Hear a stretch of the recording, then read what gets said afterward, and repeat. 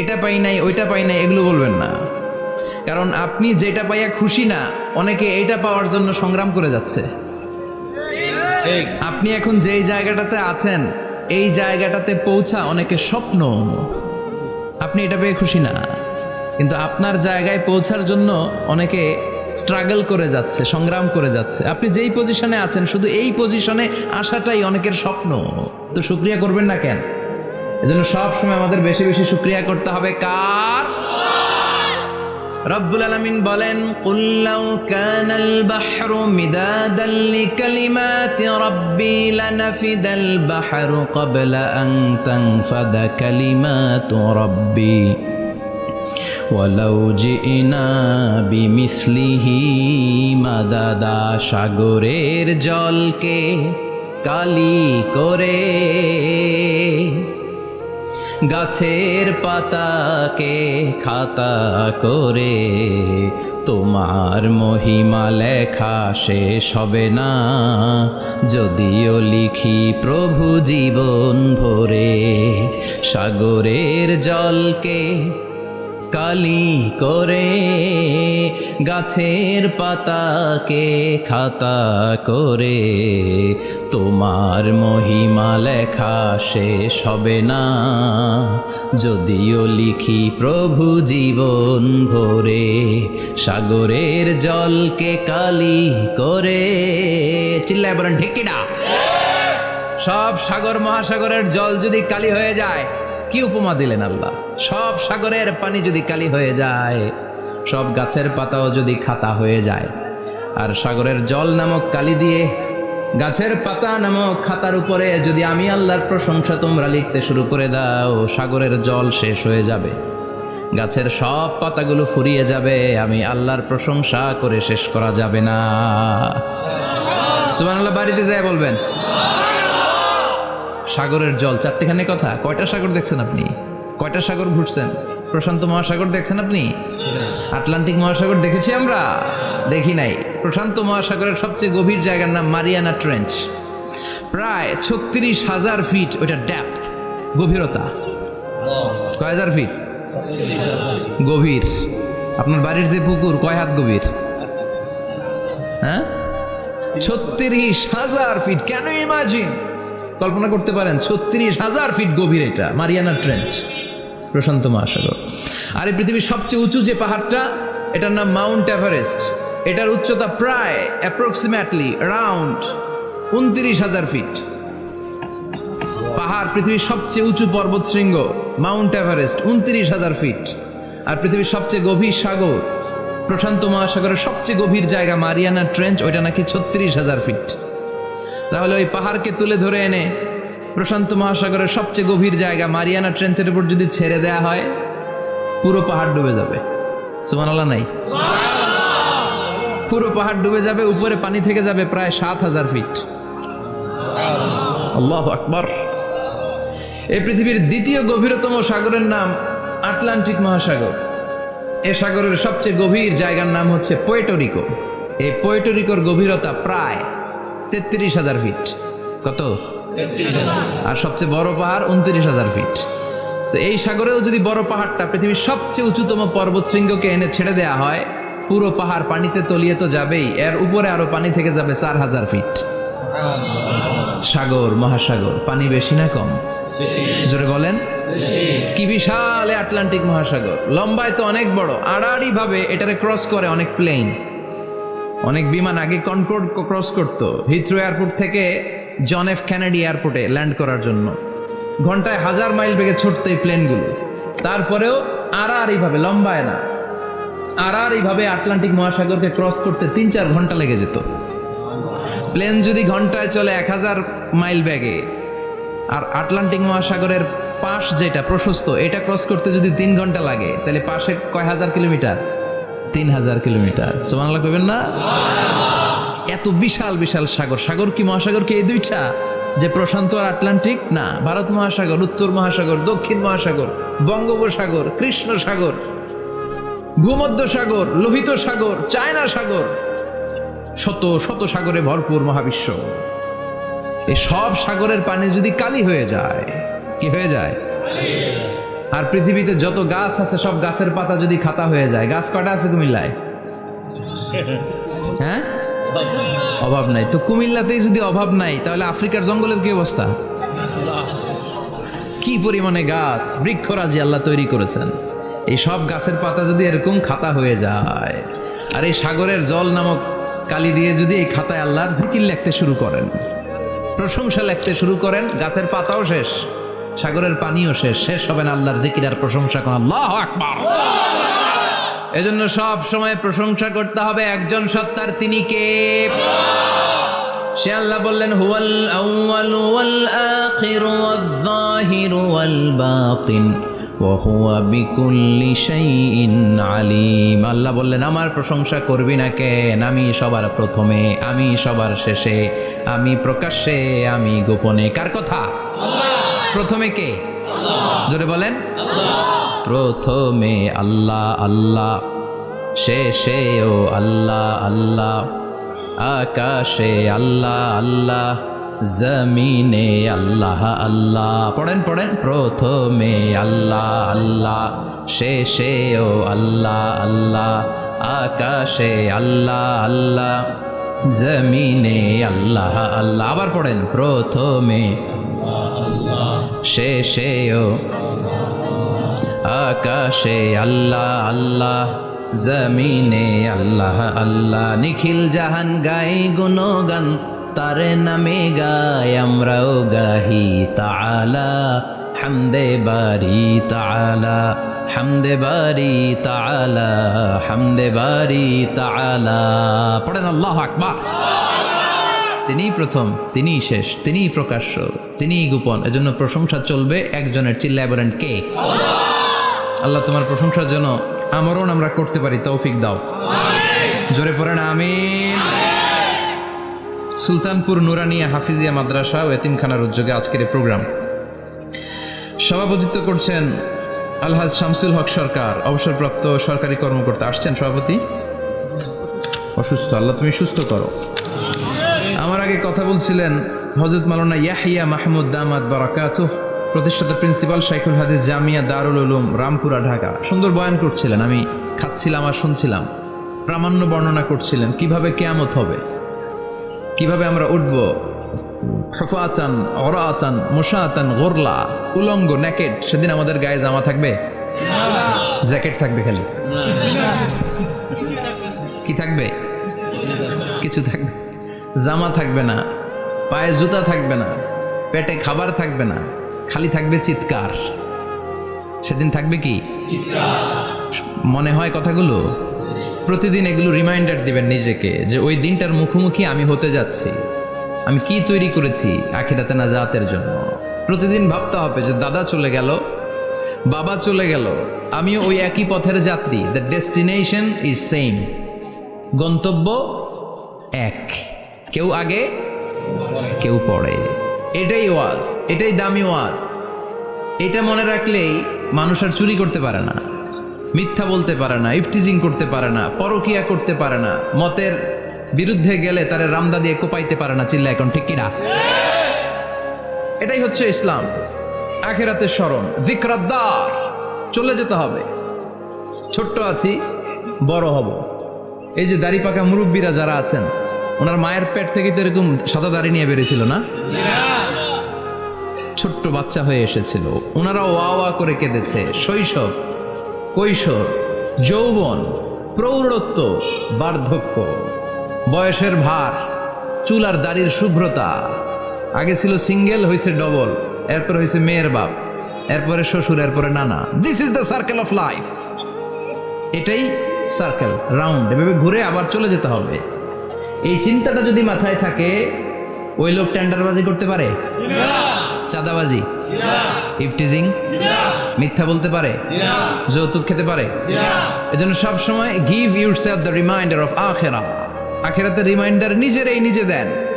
অন্যায় হয়ে গেলে, ভুল হয়ে গেলে রিমাইন্ডার দেন যে থাকতে আসি নাই, চলে যাব। কেউ থাকতে পারে নাই, নবীরাও পারে নাই। যেই মালাকুল মাউত রুহু কবজ করে, ওই ফেরেশতা থাকতে পারছে? চলে গেছে, আমাদেরকে চলে যেতে হবে। আল্লাহ বুঝার তৌফিক দাও। তো উনি এগুলো নিয়ে দেখলাম কথা বলছিল, চমৎকার বলছিল। এরকম ভালো আলেমদের দাওয়াত দেওয়া উচিত, যারা কিচ্ছা কাহিনী না বলে কনস্ট্রাকটিভ কথা বলে, কিছু শিখে যাওয়া যায়, কিছু জেনে যাওয়া যায়, পুঁজির বোঝাটা হালকা না ভারী করা যায়, ঠিক কি না? আল্লাহ আমাদেরকে তৌফিক দান করুক, উনি যা বলেন আমরা যেন আমল করতে পারি।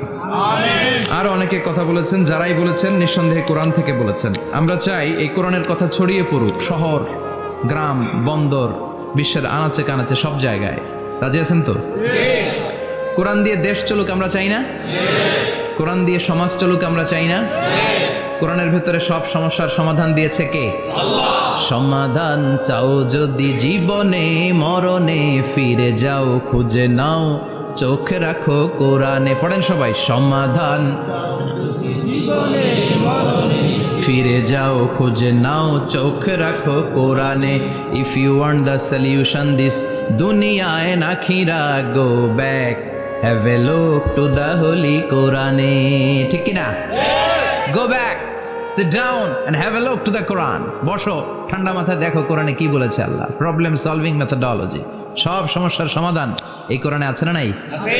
এই কোরআনের মজলিসে আজকে আসতে বসতে পেরে খুশি না বেজার? কম না বেশি?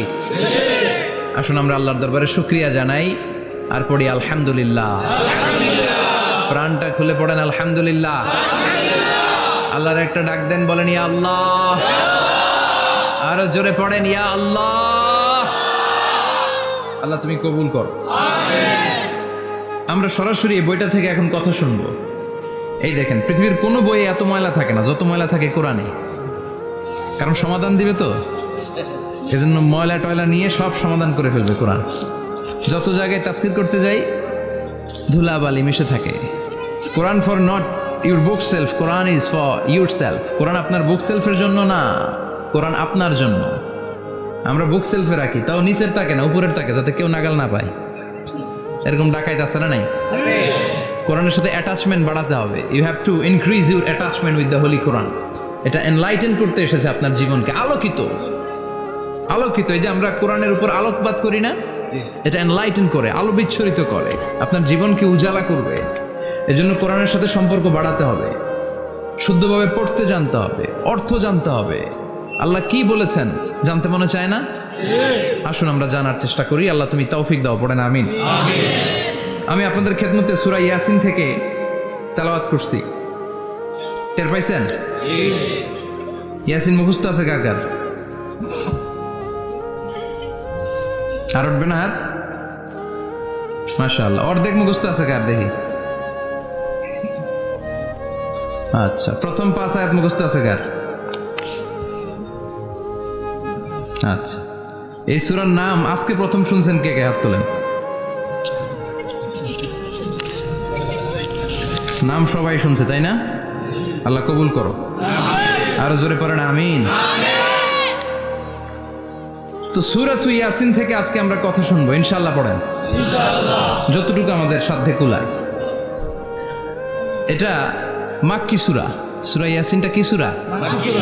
বিশ্বনবীর জীবনে 2টা পর্ব, একটা মাক্কি পর্ব, একটা মাদানী পর্ব। একটা হচ্ছে মাক্কি ইনিংস আর একটা মাদানী ইনিংস। ক্রিকেটে ইনিংস থাকে, ফার্স্ট ইনিংস, সেকেন্ড ইনিংস, বুঝতে সুবিধা না? কমন পড়ছে সবার? তো এটা হচ্ছে বিশ্বনবীর মাক্কি ইনিংসের একটা সূরা। মাক্কি ইনিংসের বৈশিষ্ট্য হচ্ছে বিশ্বনবী তাওহীদের দাওয়াত দিয়েছেন, রিসালাতের দাওয়াত দিয়েছেন, আখিরাতের কথা বলেছেন, একটু নরম নরম কথা বলেছেন। কারণ চারদিকে খালি মাইর, চারদিকে কি কোরআনের কথা বলে মাইর আছে না? মার খেতে হয়, বকা শুনতে হয়, ঝুঁকি নিয়ে কথা বলতে হয়। চিল্লা এখন ঠিক কিনা?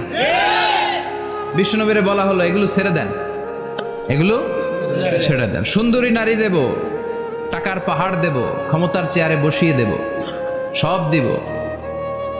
এই হচ্ছে আমাদের 3 দফা। নারী দেব, সম্পদ দিব, ক্ষমতা দিব। বিষ্ণু বললেন আমার খালি 1 দফা। আমার কয় দফা? 1 দফা। লা ওয়াদাউ আশ-শামসা ফি ইয়ামিনি, সূর্য যদি ডান হাতেও দাও, ওয়াল কামারা ফি ইয়াসারি, চন্দ্র যদি বাঁ হাতেও দাও, এই কালেমার দাওয়াত থেকে 1 হাতও আমারে পিছনে নেওয়া যাবে না। চিল্লা এখন ঠিক কিনা? মুমিন কখনো ভয় পায় না, মুমিন কখনো পিছু হটে না, মুমিন স্ট্র্যাটেজি চেঞ্জ করে। মুমিন কৌশলী হয়। এই রাস্তা দিয়ে যাওয়া যায় না, বৈশা বৈশা কেঁদে লাভ নাই, রাস্তা আরেকটা খুঁজতে হবে, আরেকটা রাস্তা বানায় নিতে হবে।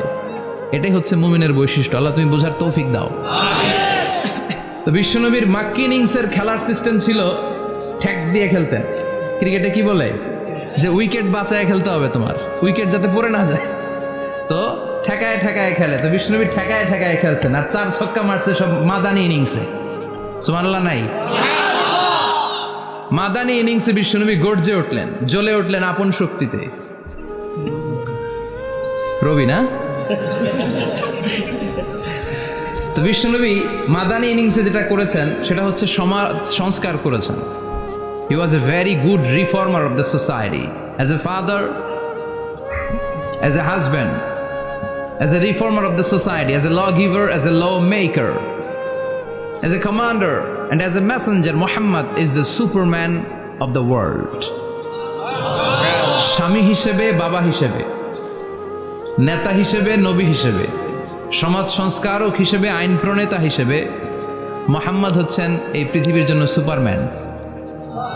তার কোনো তুলনা হয় না, বিশ্বনবীর কোনো তুলনা হয় না। Beyondless, boundless, bottomless.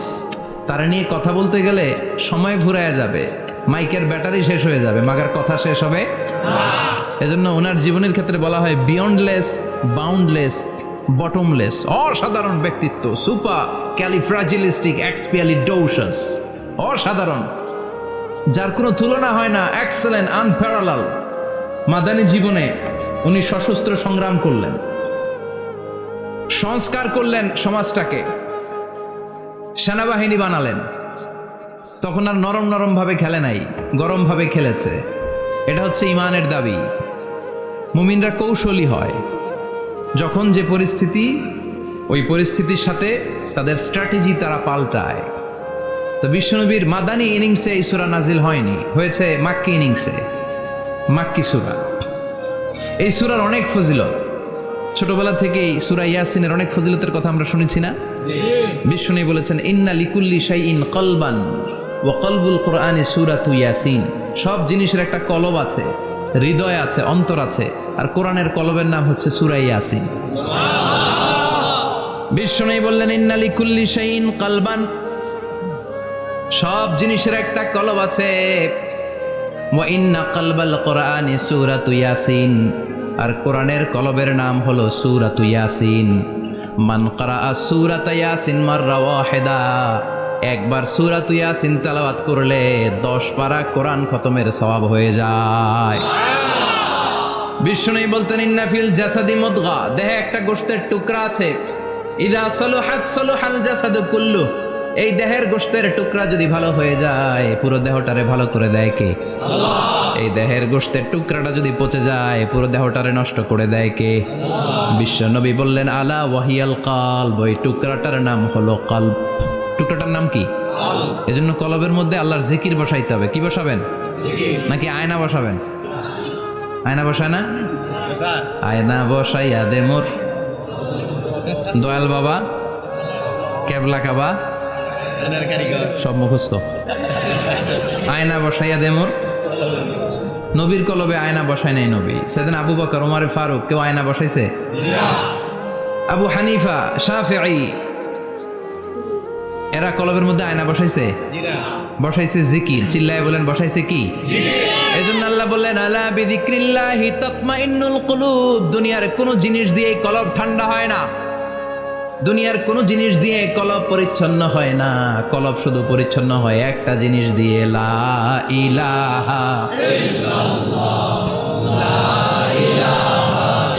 লা ইলাহা ইল্লাল্লাহু মুহাম্মাদুর রাসূলুল্লাহ সাল্লাল্লাহু আলাইহি ওয়াসাল্লাম। তাহলে কোরআনের একটা কলব আছে, আমাদের দেহে যেমনি কলব আছে, প্রতিটা প্রাণীর যেমনি কলব আছে, অন্তর আছে, কোরআনেরও কলব আছে না নাই? কোরআনের কলবের নাম চিল্লায় বলেন, কোরআনের কলবের নাম। আবার বিশ্বনবী বলতেন ইকরাউ আলা মাউতাকুম সূরাত ইয়াসিন, তোমাদের মুমূর্ষ ব্যক্তিদের সামনে বসে সূরাত ইয়াসিন তেলাওয়াত করো।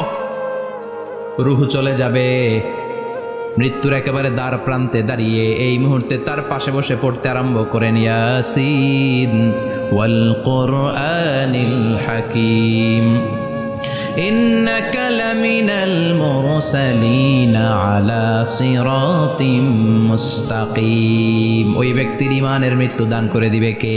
আল্লাহ। মৃত্যুর কষ্ট হালকা করে দিবে কে? আল্লাহ। আবার বিশ্বনবী বলতেন, রাত্রিবেলা যে ব্যক্তি একবার সূরাত ইয়াসিন তেলাওয়াত করে ঘুমাতে যায়, সকালবেলা নিষ্পাপ অবস্থায় তারে ঘুম থেকে জাগাবে কে? আল্লাহ। তাহলে এই সূরার মর্যাদা কম কম না বেশি বেশি? কলবুল কোরআন, এটা কোরআনের কলব, একবার পড়লে 10 পড়ার সওয়াব। আবার মুমূর্ষ ব্যক্তির সামনে বসে সূরা ইয়াসিন তেলাওয়াত করতে বলা হয়েছে, তাহলে মৃত্যুর কষ্টরে হালকা করে দেয় কে? আল্লাহ। আবার রাত্রিবেলা সূরা ইয়াসিন তেলাওয়াত করলে সকালবেলায় নিষ্পাপ বানায় দেয় কে? আল্লাহ। মানে থাকবে? কোরআনের কলবের নাম কি? ভুলে যাবেন না তো? বেশি বেশি তেলাওয়াত করতে রাজি আছেন? সকাল সন্ধ্যা তেলাওয়াত করবেন তো?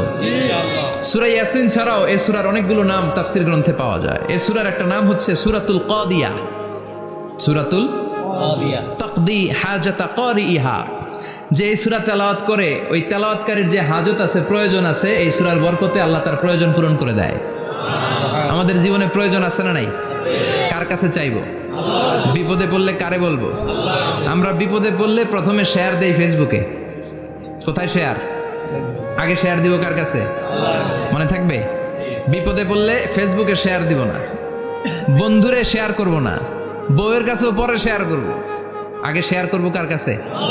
মনে থাকবে? এজন্য বিশ্বনবী বলতেন, এই সূরার নাম সূরাতুল কাদিয়া, মানুষের হাজত পূরণ করে দেয়। এই সূরা তেলাওয়াত করে যদি আপনি আল্লাহর কাছে কোনো বিপদ থেকে পানা চান অথবা কোনো প্রয়োজন নিয়ে দোয়া করেন, সূরার বরকতে প্রয়োজনটা পূর্ণ করে দেয় কে? আল্লাহ। কেউ যেটা পারে না পারে কে? আল্লাহ। কেউ যেটা দেয় না দেয় কে? আল্লাহ। কেউ যেটা শোনে না শোনে কে? আল্লাহ। তাহলে পেলাম সূরাতুল কাদিয়া। আরেকটা নাম আছে সূরার, সেটা হচ্ছে সূরাতুল আযীমা, সুমহান সূরা। কি সূরা? সুমহান, আযীমা। এই আজিম আর আযীমা এই শব্দ দুইটা অনেক দামি, আল্লাহ যে কোনো জায়গায় ব্যবহার করেন নাই। বিশ্বনবীর চরিত্রের উপমা দিতে যে আল্লাহ আযীম শব্দ বলেছেন, তাই না? রব্বুল আলামিন বলেন, ওয়া ইন্নাকা লাআলা খুলুকিন আযীম। ও নবী, সাধারণ কোন চরিত্র আপনারে আমি দেই নাই, আপনারে আমি দিয়েছি আযীম একটা চরিত্র। খুলুকুন আযীম, and verily indeed you are on a very good standard of character. অসাধারণ চরিত্র দিয়েছে। বিশ্বনবীর চরিত্র বুঝাতে যে আল্লাহ কি শব্দ ব্যবহার করেছেন? কথা বলে না, তাফসীর শিখে যেতে হবে। কোন শব্দ ব্যবহার করেছেন? আযীম। আবার আল্লাহ নিজের পরিচয় দিতে যে আযীম বলেছেন, ওয়ালা ইয়াউদুহু হিফযুহুমা ওয়া হুয়াল আলিয়্যুল আযীম। সুবহানাল্লাহ। আকাশ জমিনের নিয়ন্ত্রণ করতে যে আল্লাহ কখনো ক্লান্ত হয় নাকি? কারণ তিনি হচ্ছেন আল আলিয়্যুল আযীম। আল্লাহু আকবার। তার মানে নবীর চরিত্রের ক্ষেত্রে আযীম, আল্লাহর নিজের সত্তার ক্ষেত্রে আল্লাহ বললেন আযীম। আবার বললেন কিয়ামতের দিন গোটা পৃথিবীটারে আমি নাড়িয়ে দেব, গোটা পৃথিবীতে একটা আমি ভূমিকম্প দিব। এই কথাও কোরআনে আছে না নাই? ইযা জুলজিলাতিল আরদু জিলজালাহা আল কারিয়াতু মাল কারিয়া। পুরো পৃথিবী কাঁপিয়ে দিব। এই কাঁপাকাঁপিটা ওই দিনের ভূমিকম্পটা কি অন্যান্য সময়ের ভূমিকম্পের মতো হবে? এই ভূমিকম্পকে আল্লাহ বলেছেন আযীম। ইন্না জালজালাতা সাআতি লা শাইউন আযীম। সেদিনের ভূমিকম্প সাধারণ কোনো আর্থকোয়েক নয়, সাধারণ ভাইব্রেশন না, এটা আযীম। আবার আল্লাহ কোরআনকেও আযীম বলেছেন, ওয়ালাকাদ আতাইনাকা সাবআম মিনাল মাসানি ওয়াল কুরআনাল আযীম। ও নবী, আমি আপনার নিত্য পাঠনীয় সপ্তবাক্য সূরাতুল ফাতিহা দিয়েছি, সাথে সাথে কোরআনে আযীম দান করেছি। সুবহানাল্লাহ। তার মানে কোরআনের ক্ষেত্রে আযীম, কিয়ামতের ভূমিকম্প এটা আযীম, আল্লাহ নিজেও আযীম, বিশ্বনবীর চরিত্র। আবার এই সূরাটাও যেহেতু দামি, এজন্য এই সূরার নাম সূরাতুল আযীমা, সূরাতুল সুমহান সূরা। এটা যেন তেন সূরা নয়, এটা তো কোরআনের কলব। কলব ছাড়া মানুষ বাঁচে? হার্ট ফাউন্ডেশনে যেয়ে দেখবেন মানুষের কি অবস্থা। হৃদরোগ, হৃদয় যার নষ্ট, তার যে কত কষ্ট। এই যে কি পরানো লাগে এখন? রিং পরায়, এনজিওগ্রাম, এনজিওপ্লাস্টি করে আর্টারি ব্লক করে ফেলে। চর্বি, এত চর্বি আমরা খাই, এত গরুর গোশত আমরা খাই। মনে রাখবেন, যেই প্রাণীর পা বেশি ওইটার ভিতরে কোলেস্টেরল বেশি। মাছের কয় পা? হ্যাঁ, নাই, এখানে নাই, মাছের পাটা নাই, কোলেস্ট্রলও নাই। মুরগির কয় পা? জোরে বলতে হবে। তার মানে কিছু কোলেস্ট্রল আছে না নাই? গরুর কয় পা? কোলেস্ট্রল বেশি না কম? এইবার কোন চিংড়ির কয় পা? সবচেয়ে বেশি কোলেস্ট্রল কন্টেইন করে শ্রিম্প, প্রন, চিংড়ি। এজন্য এগুলো কম খাইতে হবে। তবে 40-এর আগে যারা আছেন ধুমায়া খান, 40-এর পরে এই যে মাটন, ল্যাম্প, ছাগলের গোশ, খাসির গোশ, চিংড়ি, এগুলো আপনার ডায়েট থেকে বাদ দিয়ে দিতে হবে। বুঝতে পেরেছেন? এজন্য এই সূরাটা যেন তেন সূরা নয়, এটা তো কোরআনের কলিজা, হার্ট, হৃদয়। এজন্য সূরাটা সূরাতুল আযীমা। সুবহানাল্লাহ পড়েন। তার মানে 1 নম্বরে পেলাম সূরাতুল কাদিয়াহ, 2 নম্বরে পেলাম সূরাতুল আযীমা, 3 নম্বরে সূরার আরেক নাম হলো সূরাতুল মুইম্মা। সূরাতুল মুইম্মা। মুইম্মার 2 অর্থ। এক অর্থ হচ্ছে এটার বরকতটা আম, সবার জন্য, যেই পড়ে সেই বরকত পায়, এজন্য মুইম্মা। আবার মুইম্মার আরেক অর্থ হচ্ছে যেই সূরা শত্রুকে অন্ধ করে দেয়। কি করে দেয়? এই সূরার প্রথম 9টা আয়াত যদি বিপদে পড়ে, শত্রুর কবলে পড়ে আপনি তেলাওয়াত করেন, শত্রুর চোখটারে অন্ধ করে দিবে কে? আল্লাহ। বিশ্বনবী মক্কা থেকে যখন মদিনায় যায়, হিজরতের সময় বিশ্বনবী সূরাতুল ইয়াসিনের প্রথম 9টা আয়াত তেলাওয়াত করলেন। তেলাওয়াত করে আল্লাহর নাম নিয়ে ঘর থেকে বের হলেন। আশেপাশে কাফেররা ঘুরে কিন্তু বিশ্বনবীরে দেখে না, সবাই খালি এরকম এরকম করে, ডানে বায়ে হাতায়, বিশ্বনবীর সামনে দিয়ে যায়, কিন্তু কাফেরদের চোখ অন্ধ করে দিয়েছে কে? আল্লাহ। এজন্য কোরআন তেলাওয়াত করলে কাফেরদের চোখকে অন্ধ বানায় দেয় কে? আল্লাহ। এজন্য সূরার একটা নাম হচ্ছে সূরাতুল মুইম্মা। কি নাম? অন্ধ করে দেয়। তাফসিরে কুরতুবীর মুসান্নিফ ইমাম আল কুরতুবী, উনাকে জালিম বাদশা বন্দী করেছিল। ওনার তাফসিরে এসেছে উনি শক্তিশালী লোক ছিলেন, জেলখানা ভেঙে বাঁচার জন্য দিয়েছে দৌড়। উনারেও ধরার জন্য জালিম বাদশার সৈনিকেরা ঘোড়া নিয়ে রওনা হয়েছে। উনিও দৌড়ায়, ঘোড়াও পেছন থেকে আসে। ওমিয়া মানুষ কি ঘোড়ার দৌড়ের সাথে পারে? উনি হাঁটতে হাঁটতে হয়রান হয়ে এক বালুর ময়দানে যে ধপাস করে পড়েছেন। ওরাও ঘোড়া দিয়ে এসে নেমেছে, কিন্তু আজীব তামাশা, উনি বালুতে ধপাস করে পড়েই সূরাতুল ইয়াসিনের প্রথম 9 আয়াত তেলাওয়াত করতে শুরু করেছেন। ওরা নিচে নেমে ডানে বায়ে সামনে পিছনে খালি খুঁজে, কিন্তু দেখে না, সামনেই কিন্তু বসা। ওদের চোখটার অন্ধ করে দিছে কে? আল্লাহ। বিশ্বাস হয়? ঈমান হয়? এজন্য বিপদে পড়লে সূরাতুল ইয়াসিনের প্রথম 9 আয়াত পড়তে রাজি আছেন? আল্লাহ তুমি তৌফিক দাও। আমিন। আরো জোরে পড়েন আমিন। এজন্য আল্লাহ চমৎকার ভাবে এই সূরাটা শুরু করে দিলেন। 2টা কাটা অক্ষর দিয়ে আল্লাহ বললেন ইয়াসিন ওয়াল কুরআনিল হাকীম ইন্নাকা লামিনাল মুরসালিন আলা সিরাতিম মুস্তাকিম। পড়েন সুবহানাল্লাহ। ইয়াসিন। সূরাটা শুরু করলেন কি দিয়ে? ইয়াসিন। এটা কি কোনো বাক্য? এটা কি কোনো শব্দ? এটা কি অক্ষর? 2টা। প্রথম অক্ষরের নাম, দ্বিতীয়টা আওয়াজ করে বলেন, প্রথম অক্ষরটার নাম, দ্বিতীয়টা। খুব চমৎকার না? বাক্য দিয়ে এই সূরাটা শুরু করে নাই। যেমন ইযা জুলজিলাতিল আরদু জিলজালাহা, এই সূরার প্রথম আয়াত, এটা একটা বাক্য না? জি। আচ্ছা। ওয়াদ-দুহা ওয়াল-লাইলি ইযা সাজা, বাক্য না? জি। কিন্তু ইয়াসিন, এটা কি কোনো বাক্য? না। এটা কি কোনো শব্দ? না, এটা কাটা 2টা অক্ষর। সুবহানাল্লাহ পড়েন। আল্লাহ 114টা সূরার প্রায় 29টা সূরা এরকম কাটা কাটা অক্ষর দিয়ে শুরু করেছেন। সুবহানাল্লাহ নাই? এই 29টা সূরা কখনো আল্লাহ একটা অক্ষর দিয়ে শুরু করেছেন, কখনো 2টা অক্ষর দিয়ে, কখনো 3টা দিয়ে, কখনো 4টা দিয়ে, কখনো 5টা দিয়ে। একটা অক্ষর দিয়ে আল্লাহ কোরআনের সূরা শুরু করেছেন। এরকম একটা সূরা বলেন, নুন ওয়াল কলামি ওয়া মা ইয়াসতুরুন। নুন, নুন দিয়ে সূরা শুরু হয়ে গেছে। তারপরে কফ, এক অক্ষর দিয়ে সূরা শুরু হয়ে গেছে। সুবহানাল্লাহ পড়েন। সুবহানাল্লাহ।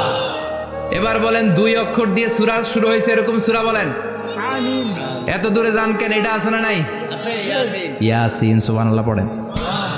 ইয়াসিন 2 অক্ষর দিয়ে। তারপরে হামিম। এবার 3 অক্ষর দিয়ে আল্লাহ সূরা শুরু করছেন, এরকম আলিফ লাম তাসিন মিম। আল্লাহু আকবার। আবার 4টা অক্ষর দিয়ে সূরা শুরু হয়েছে, এরকম আছে না নাই? আবিষ্কার কোন? আলিফ লাম মিম র, আলিফ লাম মিম সাদ, আছে না নাই? আবার 5টা কাটা অক্ষর দিয়ে সূরা শুরু হয়েছে, এরকম সূরাও আছে না নাই? সূরা মারিয়ামের শুরুতে কি আছে? কাফ হা ইয়া আইন সাদ, সুবহানাল্লাহ পড়েন। এরকম প্রায় 29টা সূরা আল্লাহ কাটা কাটা অক্ষর দিয়ে শুরু করেছেন, কোনো বাক্য দিয়ে নয়, কোনো শব্দ দিয়ে নয়, কি দিয়ে? হারফ দিয়ে। হারফ, এই হারফগুলোরে বলে হুরুফ আত-তাহাজ্জি বা হুরুফ আল মুকাত্তাআত, কাটা কাটা অক্ষর। মনে রাখবেন কোরআনের আয়াতগুলো 2 ভাগে বিভক্ত, একটা মুহকাম, একটা মুতাশাবিহ। মুহকাম মানে যেগুলোর অর্থ আমরা জানি, যেগুলোর ব্যাখ্যা আমরা জানি, যেটা ইন্টারপ্রিটেশন এক্সপ্লেনেশন আমাদের জানা আছে। আর মুতাশাবিহ আমরা অর্থ জানি না, আমরা ব্যাখ্যা জানি না, এটা দিয়ে আসলে কি বুঝাইছে আমরা কেউ জানে না। জানে একজন, চিল্লায় বলেন তিনি কে? আল্লাহ বলেন ওয়া ইন কুনতুম ফি রাইবিম মিম্মা নাযালনা আলা আবদিনা ফাআতু বিসূরাতিন মিন মিসলিহি ওয়াদউ শুহাদাআকুম মিন দুনিল্লাহি ইন কুনতুম সাদিকিন। আল্লাহ বললেন ও জাহেলি যুগের লোকেরা, শোনো শোনো, এত আরবি কবিতা বানাতে পারো, এত গল্প লিখতে পারো, আরবিতে এত নোবেল বানাতে পারো, উপন্যাস বানাতে পারো, আর্টিকেল লিখতে পারো, আমার নবীর উপর যে কোরআন আমি নাজিল করেছি এই কোরআনের ব্যাপারে অন্তরে যদি কোনো সন্দেহ থাকে, বাপের বেটা হলে পারলে কোরআনের মতো একটা সূরা বানিয়ে নিয়ে আসো। পারছে? কিয়ামত পর্যন্ত কেউ পারবে? বিশ্বনবী যেই জামানাতে এসেছিলেন ওই জামানায় আরবি ভাষা সাহিত্যের উৎকর্ষতা সাধিত হয়েছিল। আরবি ভাষার এতটা উৎকর্ষ পৃথিবী কখনো দেখে নাই। কবিতা, গদ্য, পদ্য, গল্প, উপন্যাস, রচনা, প্রবন্ধ, আর্টিকেলের শৈলাপ। এই ভাষা সাহিত্যিকদের চোখে আঙ্গুল দিয়ে আল্লাহ বুঝাতে চাইলেন, এত অর্থ করতে পারো, এত ব্যাখ্যা জানো, এত বড় বড় বুলিয়া ওড়াও, এত কিছু তুমি জানো, তাহলে বলো ইয়াসিন অর্থ কি? সুবহানাল্লাহ কইবেন না? তাইলে বল নুন অর্থ কি? কফ মানে কি? আলিফ লাম রা মানে কি? ফাবুহিতাল্লাযী কাফার। কেউ জানে না, কেউ উত্তর দিতে পারে না। কোন সুবহানাল্লাহ।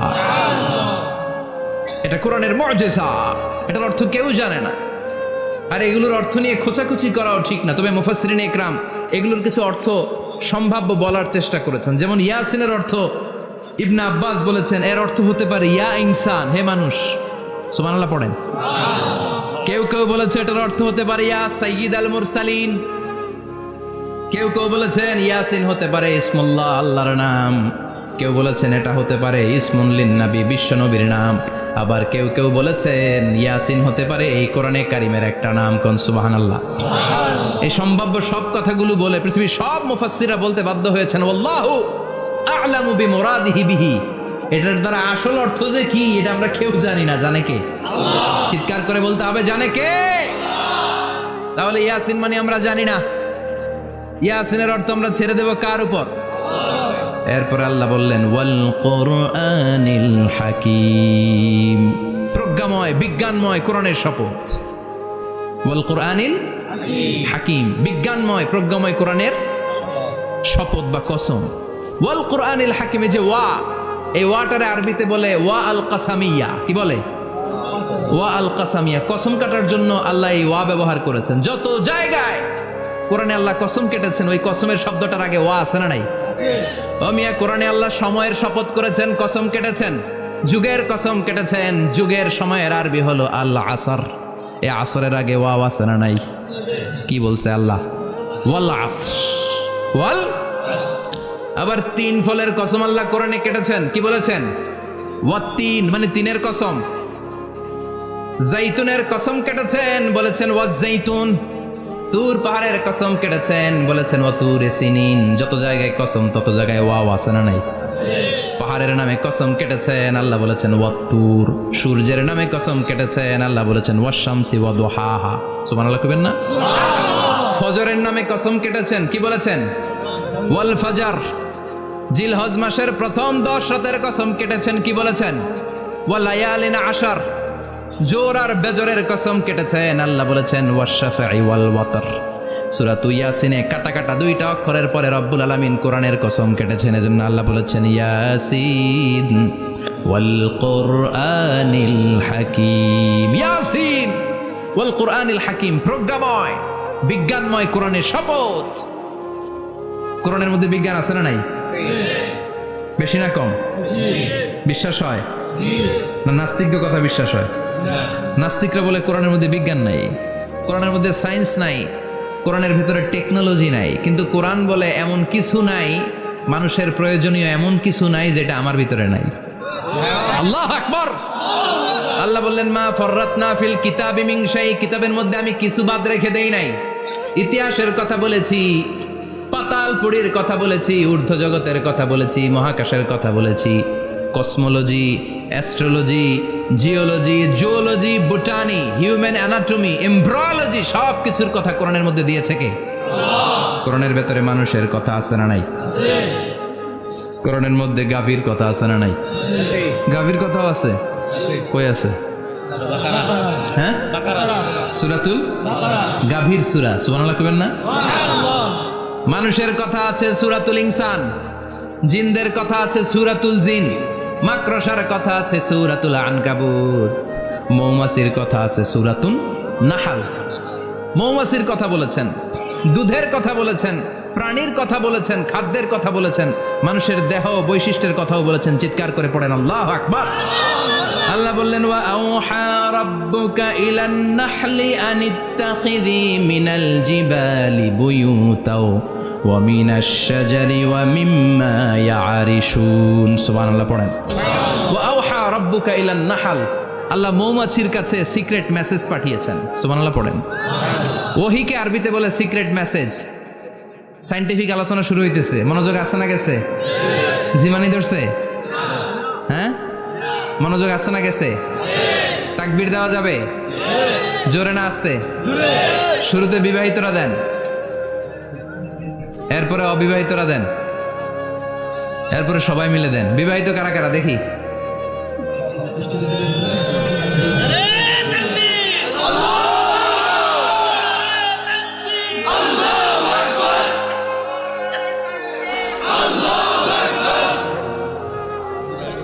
বিবাহিতরা অবিবাহিতরা দিবেন না? শুরুতে বিবাহিতরা দেন, তারপরে অবিবাহিতরা দেন, তারপরে সবাই মিলে দেন। বিবাহিতরা রেডি? দেখবো কাদের গলায় জোর বেশি। দেখি দেখি, বিবাহিতরা দেন। লিল্লাহি তাকবীর। মাশাআল্লাহ। এবার অবিবাহিতরা রেডি? আওয়াজ নাই, হেরে যাবে আজকে, হেরে যাবে। রেডি? তাকবীর দাও, লিল্লাহি তাকবীর।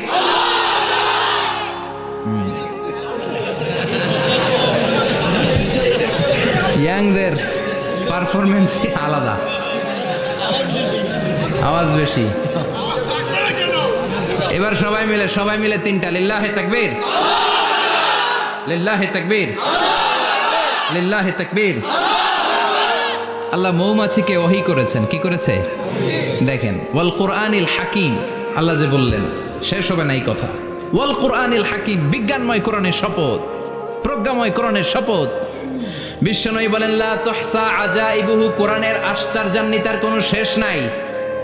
ওয়ালা তাবলা গারাইবুহু, কোরআন কোনোদিন কারো কাছে পুরাতন মনে হয় না। ফিহি মাসাবিহুল হুদা, কোরআনের মধ্যে আছে হেদায়েতের মশাল। ওয়া মানারুল হিকমা, কোরআন হলো বিজ্ঞানের সুউচ্চ মিনার। লা তুহসা আজাইবুহু, কোরআনের আশ্চর্যান্বিতার শেষ নাই।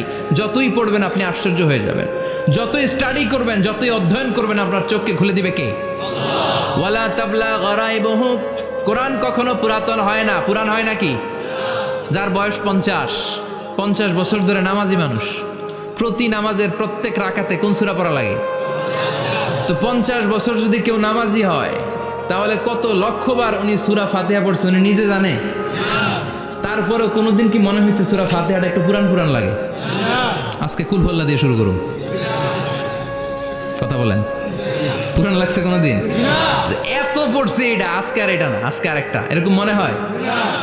বলা চাপলা গারাইবহু, পুরান লাগে না। প্রতিদিন নতুন, প্রতিনিয়তই নতুন, অলওয়েজ নিউ, সব সময় নতুন।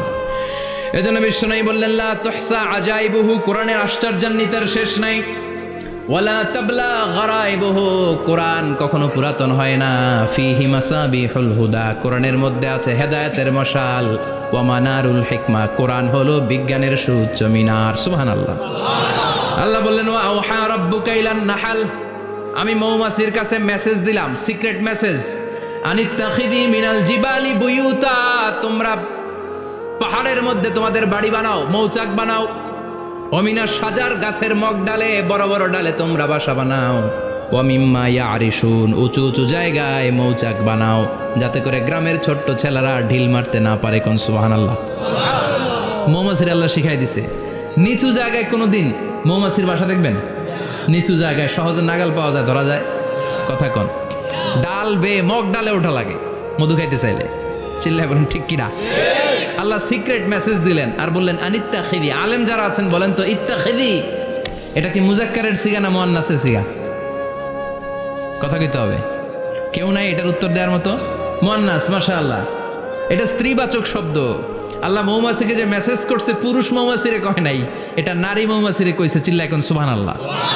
এখন গবেষণা করে দেখা গিয়েছে, কার্ল ভন ফ্রিচ একজন অস্ট্রিয়ান বিজ্ঞানী, উনি এটা নিয়ে গবেষণা করে 73 সালে 1973-তে নোবেল পেয়ে গেছে। এই আয়াতের উপর গবেষণা করে আল্লাহ কেমন করে সিক্রেট মেসেজ দিয়েছেন, কেমন করে মৌমাছি মৌচাকের বাসা বাঁধে, কেমন করে মধু আহরিত হয়, এটার উপর গবেষণা করে উনি একটা বই লিখেছেন, দ্য ডান্সিং বিজ। নেচে যাওয়া মৌমাছিগুলো, নাচতে নাচতে যেতে থাকা মৌমাছিগুলোর উপর একটা বই লিখে, দ্য ডান্সিং বিজ লিখে উনি নোবেল প্রাইজ পেয়েছেন এই মধুর উপরে। চিল্লায় পড়েন আল্লাহু আকবার।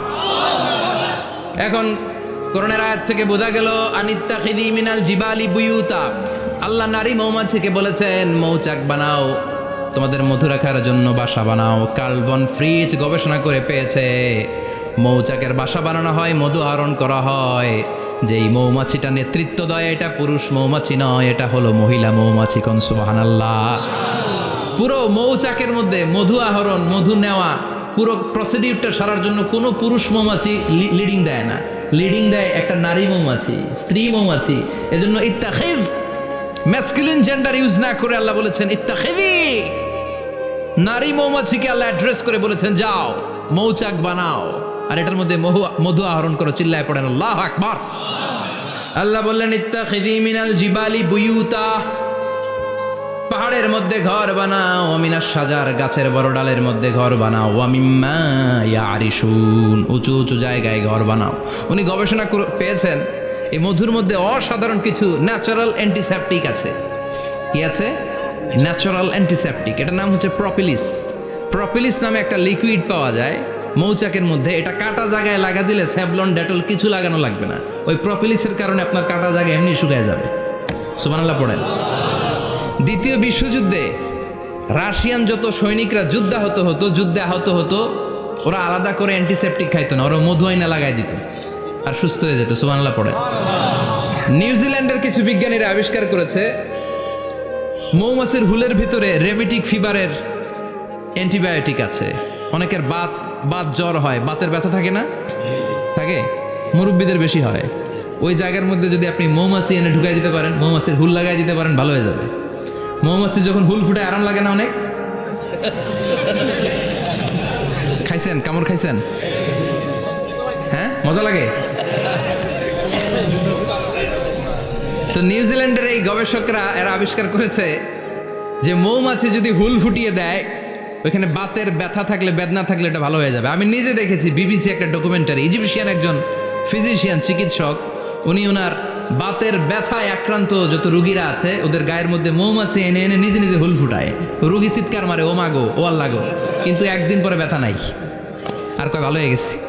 সুবহানাল্লাহ কবেন না? তো এজন্য এই কার্ল ভন ফ্রিচ 1973-তে দ্য ডান্সিং বিজ লেখে গোটা বিশ্বকে তাক লাগিয়ে দিয়েছে। তার গবেষণার প্রতিটি পয়েন্ট কোরআনের আয়াতের সাথে মিলে যায়। চিৎকার করে পড়েন আল্লাহু আকবার। এই যে আমরা মধু খাই, এই মৌচাকের ভেতরে অন অ্যান অ্যাভারেজ অ্যারাউন্ড 60,000 মৌমাছি থাকে। 3 ভাগে, একটা হচ্ছে কুইন বি, একটা মেল বি, আর একটা হচ্ছে ওয়ার্কার বি। একটা থাকে রানী মৌমাছি, এর নেতৃত্বে সবাই চলে। আর একটা থাকে মেল বি, পুরুষ মৌমাছি, বংশ বাড়ানোর জন্য এদের কাজে লাগে। আর সব হচ্ছে ওয়ার্কার বি, সবাই কাজ করে। আল্লাহ বললেন সুম্মা কুলি মিন কুল্লি সামারাত ফাসলুকি সুবুলা রাব্বিকি যুলুলা। আল্লাহ সিক্রেট মেসেজ দিয়ে বললেন গাছের উপরে বাসাবাদ, পাহাড়ের উপরে মৌচাকের বাসাবাদ, উঁচু উঁচু জায়গায় তোমরা তোমাদের বাসা বাঁধো। সুম্মা কুলি মিন কুল্লি সামারাত, এরপর এলাকার যত মিষ্টি মিষ্টি ফুল আছে ফল আছে ওখান থেকে রস নিয়ে আসো। সুবহানাল্লাহ। পুষ্পরস সংগ্রহ করে মধুগুলো, এটার বলে sweet nectar. They collect the sweet nectar from the flowers. এবং মধুর মধ্যে এত চমৎকার জিনিস থাকার কারণ হচ্ছে মৌমাছিগুলো ওই এলাকার সব ধরনের ফুল, ভালো ভালো সুগন্ধযুক্ত ফুল ফল থেকে রস নিয়ে আসে। তো ওই গাছগুলোর মধ্যে বনাজি গাছ আছে না নাই? ঔষধি গাছ আছে না নাই? এজন্য মধুরে বলা হয় সব রোগের ঔষধ। যত বনাজি ঔষধি গাছের নির্যাস আর পুষ্পরস আছে সব আল্লাহ মধুর ভিতরে ঢুকায়া মধুকে আল্লাহ ন্যাচারাল ভ্যাকসিন বানিয়ে দিয়েছেন। চিল্লায়ে পড়েন আল্লাহু আকবার। আল্লাহ বললেন সুম্মা কুলি মিন কুল্লি সামারাত, সব ফল আর ফুল থেকেই নেকটার পুষ্পরস নিয়ে আসো। ফাসলুকি সুবুলা রাব্বিকি যুলুলা, যেমন যেমন গিয়েছিলা পথ চিনায় আবার ফিরে আসো। ইয়াখরুজু মিন বুতুনিহা শারাব, এরপর তাদের পেট থেকে বের হয় শারাব। মুখতালিফুন আলওয়ানু, এক একটা মধুর কালার হয়ে যায় এক এক রকম। কোন সুবহানাল্লাহ। সরষে ফুলের মধু একটু সাদা সাদা হয় না? আমি হচ্ছি মধু খাওয়ার পোক। আমি দেশে বিদেশে যেখানে গিয়েছি ফ্রেশ হানি আমি অনেক খুঁজেছি। ইয়ামানি একটা মধু পাওয়া যায়, ইয়ামানের সাওয়াহিলি এলাকায়, পাহাড়ি এলাকায়, একেবারে কুচকুচে কালো। আবার অনেক মধু আছে কিছুটা খয়েরি এবং হলুদ বর্ণের, কিন্তু সরষে ফুলের যে মধুটা এটা অনেকটা সাদা। এই পুষ্পরস নিয়ে মৌমাছিগুলো মৌচাকের মধ্যে ঢেলে দেয় না, এগুলো খেয়ে ফেলে। প্রত্যেকটা মৌমাছির পেটের ভেতরে আল্লাহ 2টা করে স্টোমাক দিয়েছে, পাকস্থলী। সুবহানাল্লাহ পড়েন। এটাই কার্ল ভন ফ্রিচ দ্য ডান্সিং বিজ বইয়ের মধ্যে লিখেছে গবেষণায়, যে 2টা পাকস্থলী। একটা পাকস্থলী দিয়ে মৌমাছি খায়, নিজে খেয়ে বাঁচে, আর একটা পাকস্থলী দিয়ে এই ফ্লাওয়ার নেক্টার পুষ্পরস সংগ্রহ করে ওই পাকস্থলীতে রাখে। ওই পাকস্থলীর ভিতরে আল্লাহ একটা ন্যাচারাল এনজাইম দিয়েছেন। ওই এনজাইমের সাথে ওই পুষ্পরসটা মিক্সড হয়, তারপরে আরেকটা টিউব আছে, ওই টিউব দিয়ে মৌমাছি যে সে বাসার মধ্যে মৌমাছি যে সেখানে সাপ্লাই করে দিয়ে আসে, মধু ঢুকিয়ে দিয়ে আসে। চিল্লায় পড়েন সুবহানাল্লাহ। তার মানে বিষয়টা এমন না ফুলের রস নিয়ে মৌচাকের দিয়ে আসলো, ফুলের রস সে নেয়, তার স্পেশাল একটা স্টোমাকের মধ্যে ঢুকায়, সেখানে এনজাইম দিয়ে পাচক রস দিয়ে আল্লাহ এটাকে সমৃদ্ধ করে দেয়। তারপর আলাদা একটা নল দিয়ে টিউব দিয়ে মৌচাকের ভেতরে ঢুকিয়ে দেয়। কোন সুবহানাল্লাহ। কি অসাধারণ পদ্ধতিতে আল্লাহ মধু বানালেন। আর কি সুন্দর মধু হাতের মধ্যে লয়া জিব্বা দিয়া চাটে আর গান গায়, মধু হই হই বিষা বাইলা। আছে না নাই? আল্লাহ শুকরিয়া নাই? মধু খায় আর গান গায়, মধু হই হই বিষা বাইলা, অনহারণে ভালোবাসার দাম নদিলা। আছে না নাই? ডাকাই। তাই মধু খেয়ে শুকরিয়া করতে হবে কার? বসো, চিৎকার করে বলেন শুকরিয়া করতে হবে কার? আল্লাহ বললেন ইয়াখরুজু মিন বুতুনিহা, এটা মধু সরাসরি চলে আসে না, ওর পেট থেকে বের হয়। মুখতালিফুন আলওয়ানুহু, বিভিন্ন রঙের মধু আছে না নাই? ব্ল্যাক কালারের মধু হয়, হোয়াইট হানি হয়, অর্গানিক হানি হয়, ক্রিমড হানি হয়। কত ধরনের মধু যে আল্লাহ পৃথিবীতে রেখেছে তার ইয়ত্তা নাই। এরপর আল্লাহ বললেন ফিহি শিফাউন লিন্নাস, মধুর ভেতরে শিফা দিয়েছে কে? এজন্য বিশ্বনবীর খাদ্য তালিকার মধ্যে মধু আছে না নাই? বিশ্বনবী সুগন্ধযুক্ত ওয়ালা মধু খেতেন, দুর্গন্ধযুক্ত ওয়ালা কোনো মধু মুখে নিতেন না। সুবহানাল্লাহ। বিশ্বনবীর জামানায় মাগাফির নামে একটা মধু ছিল, দুর্গন্ধযুক্ত, এটা কখনো বিশ্বনবী মুখে নিতে চাইতেন না। সুগন্ধযুক্ত মধু সবসময় বিশ্বনবী খেতেন। বিশ্বনবীর স্ত্রীরা এই সুগন্ধিযুক্ত মধু বোতলের মধ্যে প্রিজার্ভ করে রাখতেন বিশ্বনবীকে দেওয়ার জন্য। বিশ্বনবী প্রাণ ভরে এগুলো পান করতেন। সুবহানাল্লাহ। বিশ্বনবী যে সমস্ত খাদ্যগুলো পছন্দ করতেন হাদিসে এসেছে, বিশ্বনবী রুটি খেতেন, খেজুর খেতেন, খেজুর, খেজুর চিনেন? বালাহ, তামার, দুধ খেতেন, এই মধু খেতেন, জব খেতেন, বার্লি খেতেন, লাউ খেতেন, রুম্মান, ডালিম ফল, আনার ফল, আনার চিনেন? আনার, এই আনার খেতে পছন্দ করতেন বিশ্বনবী। মাশরুম খেতেন, মাশরুম, মাশরুম চিনেন? ব্যাঙ্গের ছাতার মতো। রেস্টুরেন্টে ইদানিং মাশরুমের স্যুপ পাওয়া যায়, এটা খাবেন। যাদের চোখের জ্যোতিতে সমস্যা, দৃষ্টিতে সমস্যা, খাবেন। হাদিসে এসেছে আল কামআতু মিনাল মান ওয়া মাউহা শিফাউন লিল আইন। মাশরুম হলো মান্না সালোয়ার মতো খাবার। মাশরুমের স্যুপ যারা খাবে, চোখের জ্যোতি যাদের কম তাদের চোখের জ্যোতি বাড়িয়ে দিবে কে?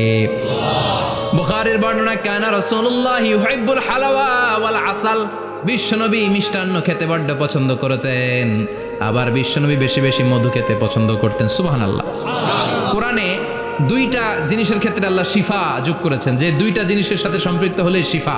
এক হচ্ছে কোরআন পড়লে শিফা, অনুনাজ্জিলু মিনাল কোরআনি মা হুয়া। আবার কোরআনে এই আয়াতের ক্ষেত্রে বলা হয়েছে শিফা ফিহি শিফাউন লিন্নাস। এজন্য সাইয়েদানা ইবনে মাসউদ এই উম্মাকে উদ্দেশ্য করে বলেছেন আলাইকুম বিশিফাইন, তোমাদের উচিত দুইটা জিনিস থেকে শিফা নেয়া। এক হলো কোরআন, দুই হলো আসাল মানে মধু। কোন সুবহানাল্লাহ। কোরআন তেলাওয়াত করলে অসুস্থরে সুস্থ করে দেয় কে? সূরা ফাতিহা তেলাওয়াত করলে অসুস্থকে সুস্থ বানিয়ে দেয় কে? আবার মধু খেলে সুস্থ বানিয়ে দেয় কে? মধু খেয়ে প্রশংসা করবেন কার? নাকি মধু হই হই বিষাবাইলা বলবেন এগুলো কখনো? খাঁটি মধু খেতে হবে। খাঁটি মধু চিনার উপায় হচ্ছে এটাতে পিঁপড়া জমে না, এটা ফ্রিজে রাখলে জমাট বাঁধে না, এটাতে দুর্গন্ধ হয় না। এক গ্লাস পানির মধ্যে এক ড্রপ মধু ছেড়ে দিলে এটা পানির সাথে না মিশে একেবারে নিচে চলে যায়। খাঁটি মধু খেতে হবে। তাহলে ফিহি শিফাউন লিন্নাস। কত কিছু দিয়ে আল্লাহ এটাকে সমৃদ্ধ করেছেন। এটার মধ্যে গ্লুকোজ আছে, এটার মধ্যে সুক্রোজ আছে, ফ্রুক্টোজ আছে, প্রোটিন আছে, মিনারেলস আছে, ক্যালসিয়াম আছে, ভিটামিন আছে। খাইলেই শরীর গরম হয়ে যায়। সুবহানাল্লাহ। এজন্য শীতকালে বেশি বেশি খাবেন, জাম্পার লাগবে না। শীতকালে মধু খেয়ে রাত্রেবেলায় বের হবেন, আর মাফলার পেঁচিয়ে বেরোয়া লাগবে না। সুবহানাল্লাহ পড়েন। তার মানে আল্লাহ বললেন ইয়াসিন ওয়াল কোরআনিল হাকিম, প্রজ্ঞাময় বিজ্ঞানময় কোরআনের কসম। কোরআনের ভেতরে বিজ্ঞান আছে না নাই?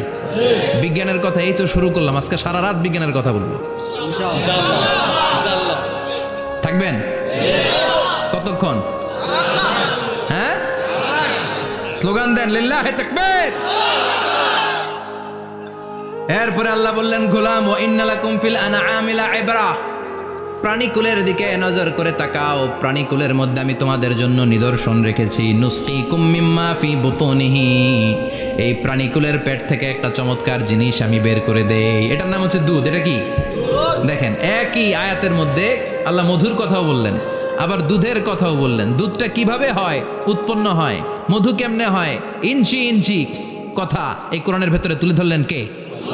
আল্লাহ বললেন মিমবাইনি ফারসিউ ওয়াদামিল লাবানা, গোবর আর রক্তের মাঝখান দিয়ে আমি দুধ বের করি। সুবহানাল্লাহ পড়েন।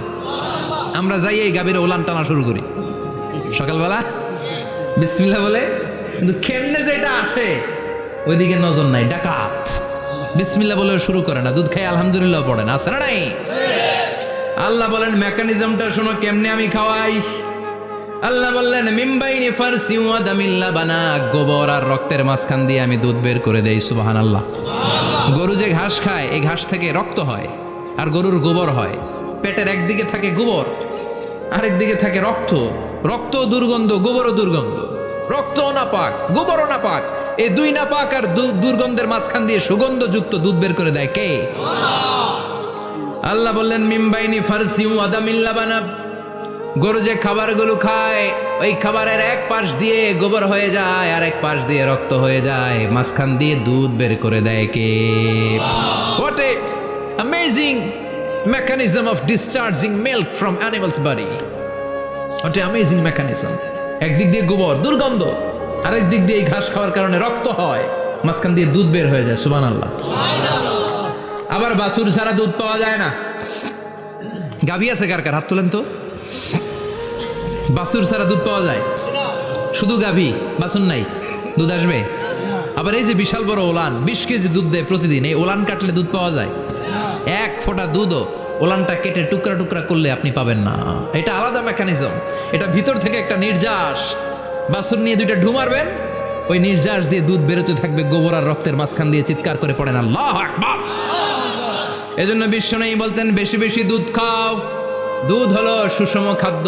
পৃথিবীতে আবিষ্কৃত যত খাবার আছে দুধের চাইতে ভালো খাবার আছে নাকি? কথা কন। মানুষ পানি খেয়ে 3-4 দিন বাঁচে জানেন, আর পানির মধ্যে লবণ দিলে 7-8 দিন বাঁচতে পারবেন। আর দুধ পাইলে আজীবন বাঁচবেন। দুধ খেয়ে যদি হজম করতে পারেন, দুধ খেয়ে হজম করতে পারলে আজীবন বেঁচে যাবেন। সুষম খাদ্য। বিশ্বনবী যে রাতে মেরাজে যাবেন, সিদরাতুল মুনতাহা পার হওয়ার পরে বিশ্বনবীর পরীক্ষা শুরু হলো। বিশ্বনবীকে বুখারীর বর্ণনা 3টা গ্লাস দেয়া হলো। কাদাহ ফিহি লাবান, এক গ্লাসের মধ্যে দুধ ছিল। ওয়া কাদাহ ফিহি আসাল, আর এক গ্লাসের মধ্যে ছিল মধু, আর এক গ্লাসের মধ্যে ছিল মদ। কাদাহুন ফিহি খামার। বিশ্বনবীকে 3টা গ্লাস দিয়ে বলা হলো নবী চুজ করেন কোনটা নেবেন। এক গ্লাসে মধু, আর এক গ্লাসে দুধ, আর এক গ্লাসের মধ্যে বিশ্বনবীকে দেয়া হলো মদ। বিশ্বনবী বললেন যে এই গ্লাসের ভেতরে দুধ আছে, আমি ওই পেয়ালাটা নিলাম। সাইয়েদনা জিব্রাইল বললেন, ইয়া রাসূলুল্লাহ আখাস্তাল ফিতরা, আপনি যেমন নিছেনও তেমন। সুবহানাল্লাহ কইবেন না? বিশ্বনবী দুধ খেতে পছন্দ করতেন, আর বিশ্বনবী বলতেন আলাইকুম বি আলবানিল বাকার, বেশি বেশি গরুর দুধ খাবা। ফাইন্নাহা তুরাম্মু মিনাল আশজার, কেননা এটা সবুজ লতা পাতা ঘাস পাতার নির্যাস। গরু কি খায়? ঘাস খায় না? এই ঘাসের নির্যাস হচ্ছে দুধ। বিশ্বনবী বলতেন বেশি বেশি দুধ খাবা। ফিহি শিফা, এর মধ্যে শিফা আছে। ফিলাবানিহা শিফা ও লুহমিহা দা, গরুর দুধে আছে শিফা, গরুর গোশতের মধ্যে আছে রোগ। সুবহানাল্লাহ। কত বড় ফিলোসোফার বিশ্বনবী। বিশ্বনবী বলে গিয়েছেন গরুর দুধ বেশি খাও, কিন্তু গোশ বেশি খাইও না। আর আমরা গরুর গোশ পাইলে কোপায় ফেলাই। সাদা ভাত আর ঝাল গরুর মাংস যদি হয়, ওই যে অনেকের জিহ্বায় পানি চলে আসছে। সুবহানাল্লাহ কইবেন না? বিশ্বনবী বলতেন দুধ খাও, গোশ খাইও কম। গরুর গোশত কম খাবা, গরুর দুধ বেশি খাবা। সুস্থ রাখবে কে? আল্লাহ। আবার বিশ্বনবী মায়েদেরকে বলেছেন, ও মায়েরা, সন্তান হওয়ার পরে 2 বছর দুধ খাওয়াবা। আল্লাহু আকবার।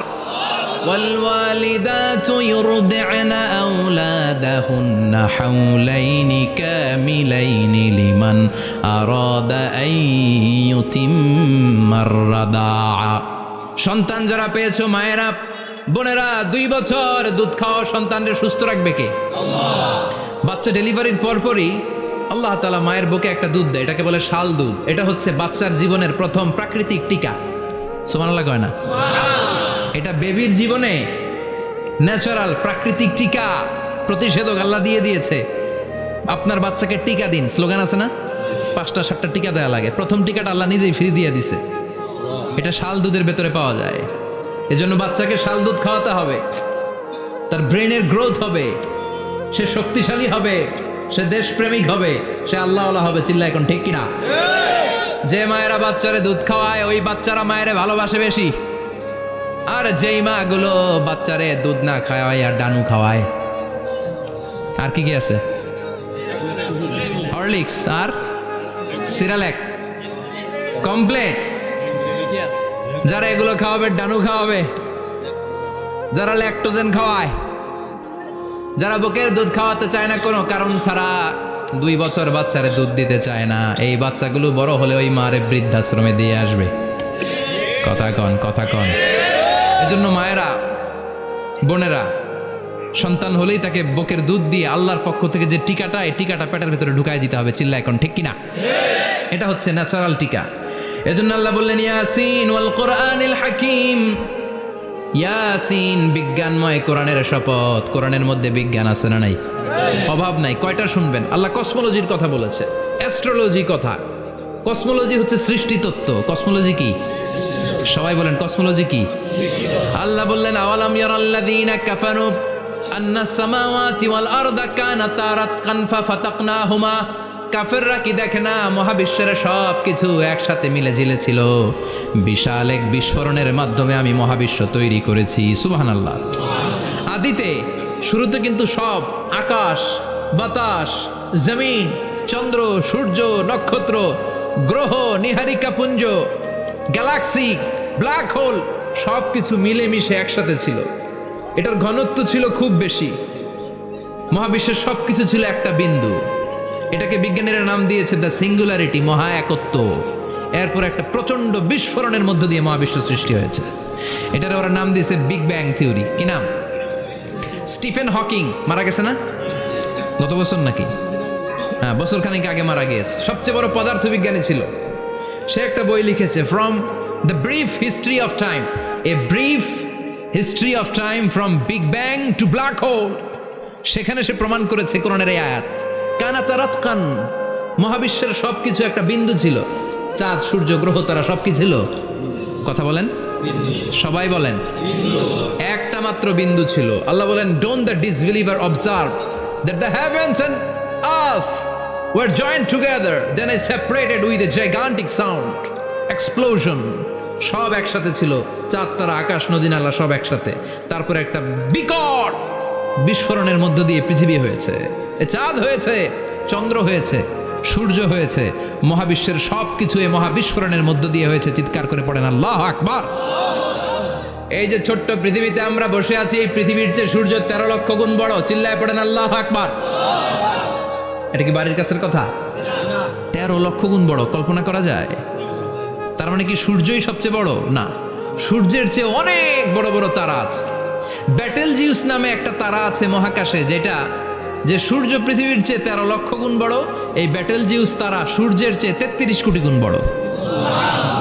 এই ব্যাটেলজিউস তারাটাই কি সবচেয়ে বড়? না, এর চেয়েও কত বড় তারা যা আছে কোনো হিসাব নাই। এরকম বিশাল বিশাল তারা ঘুরতে ঘুরতে মাওয়াকিউন নুজুম, ব্ল্যাক হোল নামে একটা রেঞ্জ আছে। এই রেঞ্জের মধ্যে যদি ঢুকে যায়, ছোট্ট বাচ্চার মুখে চকলেট দিলে বাচ্চা যেমনি চকলেট চুষে খেয়ে ফেলে, এই বিশাল বিশাল তারাগুলো ব্ল্যাক হোলের মধ্যে ঢুকলে এক মুহূর্তের মধ্যে নিঃশেষ হয়ে যায়। চিল্লায় পড়েন আল্লাহু আকবার।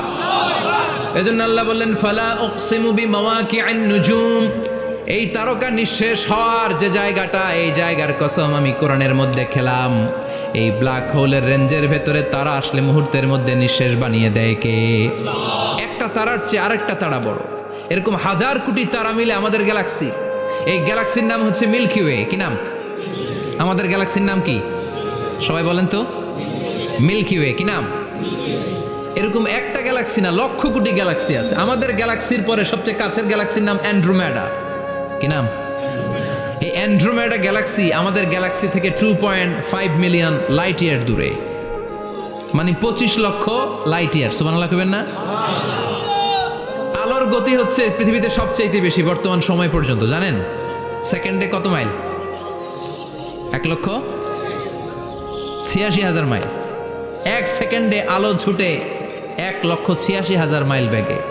এত বেগের কোনো প্লেন বা রকেট নিয়ে যদি আপনি আমাদের গ্যালাক্সি থেকে মিল্কি ওয়ে থেকে অ্যান্ড্রোমেডাতে যেতে চান, তাহলে আপনার 25 লক্ষ বছর লেগে যাবে। সুবহানাল্লাহ বাড়িতে যায় বললেন। এরপর আল্লাহ বললেন ওয়াস-সামা বানাইনাহা বিআইদিন ওয়া ইন্না লামুসিউন, আকাশ আমি বানালাম, গ্যালাক্সি আমি বানালাম। বানানোর পর থেকে সবগুলোর আমি প্রশস্ত করতে শুরু করে দিলাম। সব ছিল ক্ষুদ্র, একটা বিন্দুর মধ্যে আমি বিস্ফোরণ করলাম একটা আওয়াজ দিয়ে। আওয়াজটা ছিল কুন। আওয়াজটা ছিল কি? জোরে কন, আবার কন। কুন ফায়া ইন্নামা আমরুহু ইযা আরাদা শাইআন আন ইয়াকুলা লাহু কুন ফায়াকুন। আল্লাহ যখন কিছু করতে চান শুধু বলেন কুন, শুধু বলেন বি। কুন মানে বি, ইট ওয়াজ, এটা হয়ে যায়। হাও বলতে দেরি। এই মহাবিস্ফোরণের নেপথ্যে যে শব্দটা ছিল সেটা ছিল কুন। সেটা ছিল কি? আল্লাহ কুন বলতে দেরি, মুহূর্তের মধ্যে বিগ ব্যাং, বিশাল এক্সপ্লোশন, তারপর থেকে মহাবিশ্ব ছড়াচ্ছে।